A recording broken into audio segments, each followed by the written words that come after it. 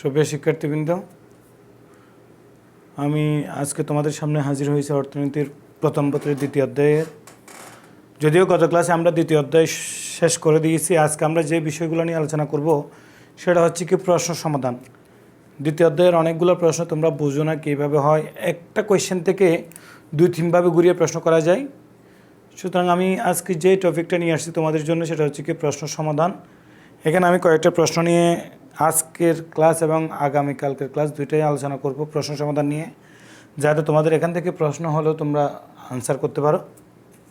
আমি বইয়ের একটা প্রশ্ন নিচ্ছি যেটা চট্টগ্রাম বোর্ডে আসছিল, এই প্রশ্নটা সেটা হচ্ছে কি মানে এরকম একটা উদ্দীপক দেওয়া আছে, দাম দেওয়া আছে, কোয়ান্টিটি অফ ডিমান্ড দেওয়া আছে, কোয়ান্টিটি অফ সাপ্লাই দেওয়া আছে, দামের পরিমাণ দেওয়া আছে 1, 2, 3, 4, কোয়ান্টিটি অফ ডিমান্ড আছে 10, 8, 5, 2, কোয়ান্টিটি অফ সাপ্লাই হচ্ছে কি 2, 3, 5, 6। কেমন প্রশ্ন দেওয়া আছে প্রান্তিক উপযোগ কী, 2 নম্বরে বলছে কি চাহিদা রেখা কেন ঊর্ধ্বগামী হতে পারে, 3 নম্বরে ছিল এখান থেকে ভারসাম্য দাম ও পরিমাণ নির্ণয়, 4 নম্বরে এটা আমি একটা বাড়তি কোয়েশ্চেন লিখছি, 4 নম্বরের প্রশ্নটা অনেক লম্বা, এটা আমি করবো বই থেকে।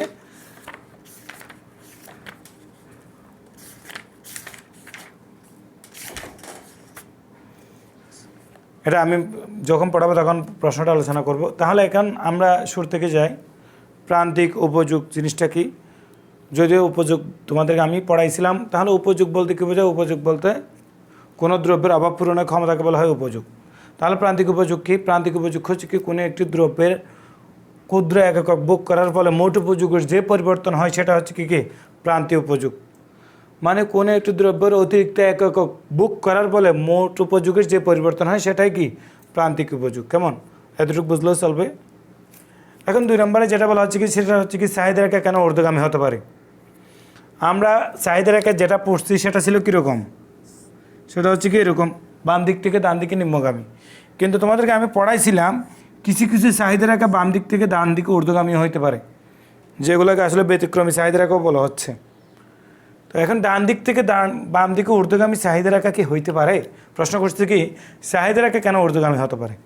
চাহিদা রেখা কেন বলছে, তার মানে অবশ্যই ঊর্ধ্বগামী হইতে পারে, এটা বলতে বোঝাচ্ছে, তাই না?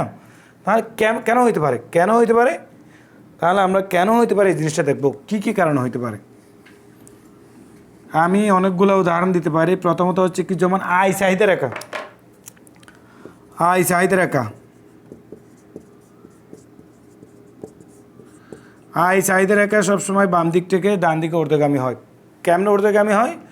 যখন আয়ের সাথে চাহিদার পরিমাণের সম্পর্কটা যখন তুমি সম্পর্ক হিসাবে দেখাবে। যেমন একদিকে তুমি যদি আয় দেখাও, অন্যদিকে কি কোয়ান্টিটি অফ ডিমান্ড দেখাও, তাহলে দেখো আয় বাড়লে চাহিদার পরিমাণ কী হবে? আয় যখন 2 টাকা ছিল চাহিদার পরিমাণ ছিল 3 একক, আয় যখন কি 10 টাকা হয়ে গেল চাহিদার পরিমাণ বেড়ে গেছে হচ্ছে কি 7 একক। তার মানে দেখাই যাচ্ছে যে কি আয় বাড়লে চাহিদার পরিমাণ বাড়তেছে, তার মানে এটা হচ্ছে কি বাম দিক থেকে ডান দিকে একটা ঊর্ধ্বগামী কি চাহিদা রেখা। সুতরাং আয় চাহিদা রেখা সবসময় কী হবে? ঊর্ধ্বগামী হবে।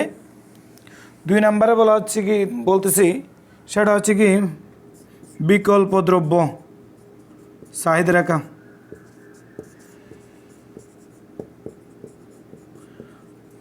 বিকল্প দ্রব্যের চাহিদা রেখা, বিকল্প দ্রব্যের চাহিদা রেখাটা কীরকম? বিকল্প দ্রব্য কোনগুলা? আমি তোমাদেরকে পরিপূরক দ্রব্য এবং বিকল্প দ্রব্য জিনিসটা খুব ভালোভাবে বুঝিয়েছিলাম, তখন 2টা ক্লাসে বুঝিয়েছিলাম। তাহলে বিকল্প দ্রব্য হচ্ছে কি চায়ের পরিবর্তে কি কফি, পরিপূরক দ্রব্য হচ্ছে কি চায়ের সাথে কি চিনি। তাহলে একটা জিনিস দেখো, আমি তোমাদেরকে তখন গ্রাফ সহ পড়াইছিলাম বিকল্প দ্রব্যের ক্ষেত্রে। যখন এদিকে যদি আমি চায়ের দাম দেখাই, এদিকে যদি আমি কফির চাহিদা দেখাই, কফির চাহিদা, হ্যাঁ, তাহলে দেখো চায়ের দাম 2 টাকা হলে কফির চাহিদা ছিল 3 একক। চায়ের চাহিদা যখন 5 টাকা হবে তখন কফির চাহিদা হয়ে যাবে 6 একক। তার মানে একটা বাড়লে আরেকটা বাড়তেছে, একটা বাড়লে আরেকটা বাড়তেছে। চায়ের দাম যখন 2 টাকা ছিল তখন কফির চাহিদা ছিল 3 একক। চায়ের দাম বেড়ে যখন 2 থেকে 5 টাকা হলো তখন কফির চাহিদা বেড়ে গেল। মানে একটা দ্রব্যের দাম বাড়লে সম্পর্কিত অন্য দ্রব্যের চাহিদা বৃদ্ধি পাবে, এটা বলছিলাম আর কি। সম্পর্কিত অন্য দ্রব্যের চাহিদা বৃদ্ধি পাবে। যেমন চা এবং কফি হচ্ছে কি সম্পর্কিত দ্রব্য, মানে বিকল্প দ্রব্য। একটা না হলে আরেকটা দিয়ে আমি কি আমার চাহিদা মেটাতে পারবো। তাহলে যদি চায়ের দাম বেড়ে যায় তাহলে আমি কফি পান করব। তো চায়ের চাহিদা যদি দাম যতই বাড়ুক না কেন কফির চাহিদা ততই বাড়বে। সুতরাং দুইটাই যেহেতু পজিটিভ বাড়তেছে, তার মানে এটাও কি একটি ঊর্ধ্বগামী চাহিদা রেখা। কেমন? বিকল্প দ্রব্যের চাহিদা রেখা কী হবে?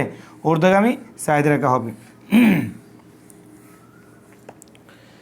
এরপর আরেকটা পড়াইছিলাম যে সেটা হচ্ছে কি নিকৃষ্ট গিভেন গুডস, গিভেন দ্রব্য। নিকৃষ্ট দ্রব্যের ক্ষেত্রেও কিন্তু চাহিদা রেখা কী হয়? ঊর্ধ্বগামী হয়। এই আমি চারটায় কিন্তু ভেঙে পড়াচ্ছি কেন জানো? তোমাদের পরীক্ষায় কিন্তু প্রশ্ন এভাবেও দিতে পারে এই জায়গায়, গিভেন গুডসের চাহিদা রেখা কীরকম হয়, অথবা বিকল্প দ্রব্য বলতে কী বুঝো, বিকল্প দ্রব্যের চাহিদা রেখা কীরকম হয়। তার মানে আমি একটা কোয়েশ্চেন আলোচনা করার মাধ্যমে তোমাদের চারটা সমাধান পাচ্ছ কিন্তু। কেমন? মানে চাহিদা রেখা কেন ঊর্ধ্বগামী হতে পারে? চাহিদা রেখা ঊর্ধ্বগামী হতে পারে মিনিমাম 4-5টা কারণ আছে। কেমন? অলরেডি 2টা কারণ উল্লেখ করছি। এখন 3 নম্বর কারণ হচ্ছে কি গিভেন গুডস। গিভেন গুডসে বলা হচ্ছে কি যখন একজন সর্বনিম্ন গরিব মানুষ সে সর্বনিকৃষ্ট পণ্যটা যখন খায়, যেমন আমাদের দেশের মানুষরা সর্বনিম্ন পণ্য কী খায়? চাল খায়। চাল 10 টাকাটা খায় মনে করো। এখন ওই চালের দাম যদি 10 টাকার থেকে যদি 15 টাকাও বাড়ে, তাহলে ওই কি চাল খাওয়া বাদ দিবে? চাল খাওয়া বাদ দিলে তো সে মরে যাবে, কোনো কিছু খাইতে পারবে না। মানে ওই দ্রব্যের দাম বাড়লেও তার চাহিদা কী হবে না? কমবে না। সেই জন্য এটা গিভেন গুডস, মানে নিকৃষ্ট দ্রব্যটা সর্বনিকৃষ্ট দ্রব্যতার ক্ষেত্রে দ্রব্যের দাম বাড়লেও চাহিদা কমবে না। কেমন? এটা হচ্ছে কি গিভেন গুডস। তো মানে বিষয়টা হচ্ছে কি এমন, মানে মনে করো দাম যদি 2 টাকা ছিল তখন ডিমান্ড ছিল 5 একক, দাম এখন বাড়লো কি সে কি ডিমান্ড কমাই দিতে পারবে? বাড়বে। তাই দুইটা পজিটিভ সম্পর্ক, সেই জন্য গিভেন গুডসও কি একটি কি গিভেন দ্রব্যের চাহিদা রেখা কি অবশ্যই একটু ঊর্ধ্বমুখী চাহিদা রেখা। কেমন? এরপর আমি তোমাদেরকে যেটা পড়াইছিলাম সেটা হচ্ছে কি 4 নম্বর বিলাসবহুল দ্রব্য, বিলাসজাত। বিলাসজাত দ্রব্যের ক্ষেত্রে চাহিদা রেখাটা কীরকম হয়? আমি বিলাসজাত দ্রব্য কারা ব্যবহার করে? যারা অতি উচ্চধনী তারা হচ্ছে কি বিলাসজাত দ্রব্য ব্যবহার করে। যেমন একটা ফ্রিজ যদি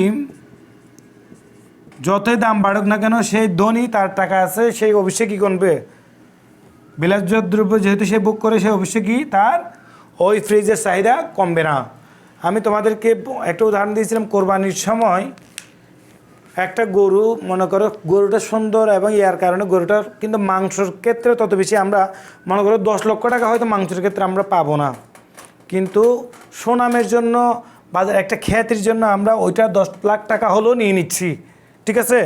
সুতরাং বিলাসজাত দ্রব্যের ক্ষেত্রে দাম বাড়লেও চাহিদা কী হবে না? কমবে না। সুতরাং বিলাসজাত দ্রব্যের চাহিদা রেখা কী হয়? ঊর্ধ্বগামী হয়। কেমন?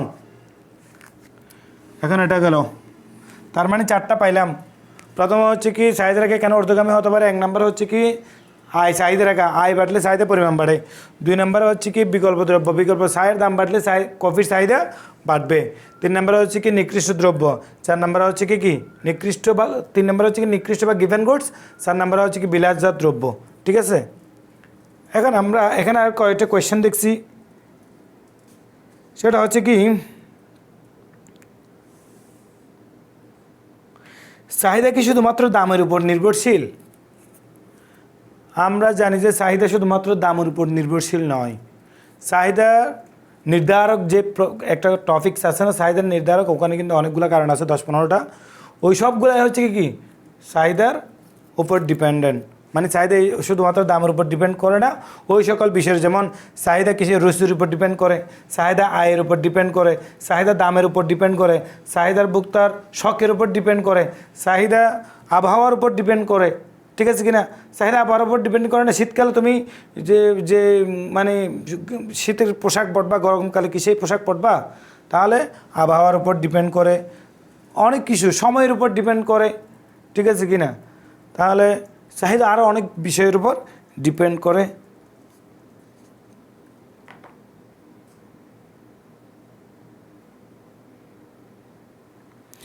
একটা প্রশ্ন করছে, ক্রেতার আয় বৃদ্ধি পেলে মোবাইলের চাহিদার কীরূপ পরিবর্তন হবে? দেখো, ক্রেতার আয় বৃদ্ধি পেলে আমরা একটু আগে কী পড়ছিলাম? আয় বৃদ্ধি পেলে চাহিদার পরিমাণ বাড়বে। তাহলে ক্রেতার আয় বৃদ্ধি পেলে অবশ্যই মোবাইলের চাহিদা পরিবর্তন বাড়বে, মানে পরিবর্তনটা হবে কি পজিটিভ, মানে বাড়বে। কেমন? আরেকটা এখানে প্রশ্ন করছে, সেটা হচ্ছে কি দামের সাথে বিলাসজাত এবং নিত্য প্রয়োজনীয় দ্রব্যের সম্পর্কটা কীরূপ। আমি তো দেখাইছি দামের সাথে বিলাসজাত দ্রব্যের সম্পর্কটা কীরূপ। দাম বাড়লে বিলাসজাত দ্রব্যের চাহিদা কি বাড়বে। দেখো দাম বাড়লে বিলাসজাত দ্রব্যের চাহিদা ঠিকই বাড়বে, কিন্তু নিত্য প্রয়োজনীয় দ্রব্যের ক্ষেত্রেও কী হবে। দেখো নিত্য প্রয়োজনীয় দ্রব্য কোনগুলা? নিত্য প্রয়োজনীয় দ্রব্য সাধারণ দ্রব্যের চাহিদা রেখা কিন্তু বাম দিক থেকে ডান দিকে কী হয়? নিম্নগামী হয়। মানে সাধারণ দ্রব্যের চাহিদা রেখা কিন্তু কি স্বাভাবিক থাকে। নিত্য প্রয়োজনীয় দ্রব্যের ক্ষেত্রেও কিন্তু কি দেখো, নিত্য প্রয়োজনীয় দ্রব্য মনে করো ওষুধ, মনে করো চাল, লবণ, এই প্রোডাক্টগুলো কিন্তু না হলে তোমার চলবে না। যে অসুস্থ তার ওষুধ ছাড়া কখনো চলবে না। ওই ওষুধের মূল্য 100 টাকা থেকে যদি 5,000 টাকাও হয়, তাহলে তার অবশ্যই কী লাগবে? মেডিসিনটা কি অবশ্যই লাগবে। জীবন ধারণের জন্য চাল অবশ্যই কী লাগবে? লাগবে। যেমন আমি নিকৃষ্ট দ্রব্যের ক্ষেত্রে বললাম, লবণ ছাড়া তুমি জীবনও তরকারি খাইতে পারবা। সুতরাং লবণের দাম বাড়লো কি তোমার, লবণ বাড়লেও কী হবে? তোমার দাম বাড়লেও অবশ্যই চাহিদা কী হবে না? কমবে না। মানে নিত্য প্রয়োজন এবং বিলাসজাত দ্রব্যের ক্ষেত্রে তোমার চাহিদা রেখাটা কী হবে? ঊর্ধ্বগামী হবে। এবং এর সাথে দামের সাথে কী হবে? পজিটিভ। দাম বাড়লেও চাহিদা বাড়বে, ঠিক আছে কি না? কমবে না। দামের সাথে সম্পর্কটা কী হবে? পজিটিভ হবে। হাসান কলার্স। তো এখন তাহলে নিত্য প্রয়োজন এবং বিলাসজাত দ্রব্যের ক্ষেত্রে কি অবশ্যই চাহিদা রেখা কী হবে? দামের সাথে পজিটিভ সম্পর্ক হবে। দাম বাড়লেও ওই সকল দ্রব্যের চাহিদা কমবে না, বরঞ্চ বাড়বে, ঠিক আছে? পজিটিভ সম্পর্ক বিদ্যমান থাকবে। এরকম আরেকটা প্রশ্ন দেখতেছি 2 নম্বরে, সেটা হচ্ছে কি চাহিদা রেখা কেন ঊর্ধ্বগামী হতে পারে। এটা একটু আগে আলোচনা করছি, এটা পড়ছি। আরেকটা প্রশ্ন করছি, ঋতু পরিবর্তন কিভাবে চাহিদাকে প্রভাবিত করতে পারে। আমি একটু আগে বলছিলাম চাহিদা শুধুমাত্র দামের উপর নির্ভর করে না, চাহিদা আরও অনেক সকল বিষয়ের উপর নির্ভর করে। তার মধ্যে আরেকটা হচ্ছে কি ঋতু পরিবর্তন। ঋতু পরিবর্তন অবশ্যই চাহিদাকে প্রভাবিত করে। কিভাবে করে? যেমন তুমি গ্রীষ্মকালের যে কাপড়ের চাহিদা সেটা শীতকালে থাকবে না, শীতকালের যে কাপড়ের চাহিদা সেটা গ্রীষ্মকালে থাকবে না, ঠিক আছে কি না?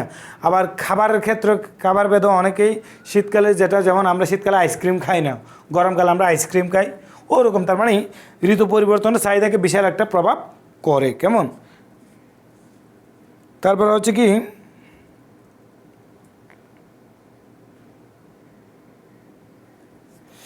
গিভেন দ্রব্যের ক্ষেত্রে কি চাহিদা বৃদ্ধি প্রযোজ্য? তোমরা এক্ষেত্রে কি বলবা? আমি কিন্তু অনেকবার আলোচনা করছি গিভেন কোর্স। গিভেন দ্রব্যের ক্ষেত্রে কি চাহিদা বৃদ্ধি প্রযোজ্য? অবশ্যই তুমি এক বাক্যে বলে দিবা গিভেন দ্রব্যের ক্ষেত্রে চাহিদা বৃদ্ধি প্রযোজ্য নয়। এটা হচ্ছে কি চাহিদা বৃদ্ধির একটা ব্যতিক্রম। গিভেন গুড দ্রব্যের ক্ষেত্রে চাহিদা বৃদ্ধি কি? চাহিদা বৃদ্ধি হচ্ছে কি দাম বাড়লে চাহিদা পরিমাণ কমবে, দাম কমলে চাহিদা পরিমাণ বাড়বে। কিন্তু এখানে গিভেন গুডসের ক্ষেত্রে দাম বাড়লে চাহিদার পরিমাণ বাড়বে, দাম কমলে চাহিদার পরিমাণ কম, মানে কমতে পারে নাও কমতে পারে। মানে এক কথায় গিভেন গুডসের যে থিওরি সেটা হচ্ছে কি চাহিদা বৃদ্ধির একেবারে কি ব্যতিক্রম। কেমন? চাহিদা বৃদ্ধির ব্যতিক্রম। সুতরাং গিভেন দ্রব্যের যেটা সেটা তুমি বলবা যে এটা হচ্ছে কি চাহিদা বৃদ্ধির সাথে সম্পর্কিত নয়, কারণ এটা হচ্ছে কি চাহিদা বৃদ্ধির একটা ব্যতিক্রম। কীভাবে ব্যতিক্রম সেটা তোমরা ব্যাখ্যা দিবা। কেমন? এর বাইরে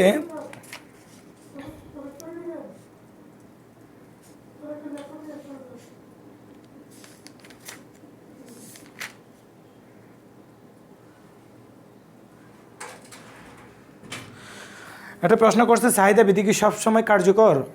তুমি অবশ্যই বলবা যে চাহিদা বৃদ্ধি সবসময় কার্যকর নয়, ক্ষেত্র বিশেষে চাহিদা বৃদ্ধি ব্যতিক্রমও হয়। ব্যতিক্রমগুলোই আর কি, একটু ব্যতিক্রমগুলোই আর কি। হ্যাঁ, কেমন? এরপরে আরেকটা প্রশ্ন করছে, সেটা হচ্ছে কি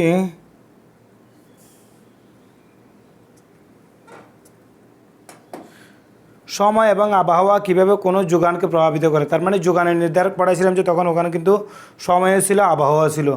মনে করে আবহাওয়া যদি খারাপ হয় তাহলে যোগানের পরিমাণ কম থাকবে, কারণ আবহাওয়া মনে করে একটা ঘূর্ণিঝড় আঘাত টানলো, ঠিক আছে কিনা? ঘূর্ণিঝড় আঘাত টানার কারণে অবশ্যই ফসলের উৎপাদনে ক্ষতি হবে। তাহলে ফসলের উৎপাদন ক্ষতি হওয়া মানে কি ওই দ্রব্যের যোগান কমে যাওয়া। সময়ও একটা ভূমিকা রাখে। যেমন শীতকালে যেভাবে সবজি সাপ্লাই হয়, ঠিক আছে কিনা? সবজি যেভাবে পাওয়া যায় গ্রীষ্মকালে এভাবে সবজি পাওয়া যায় না, মানে যোগানের পরিমাণটা কম থাকে গ্রীষ্মকালে। কেমন? তাহলে সময় আবহাওয়া কীভাবে কোনো দ্রব্যের যোগানকে প্রভাবিত করে এটাও ব্যাখ্যা করতে পারবা। কেমন?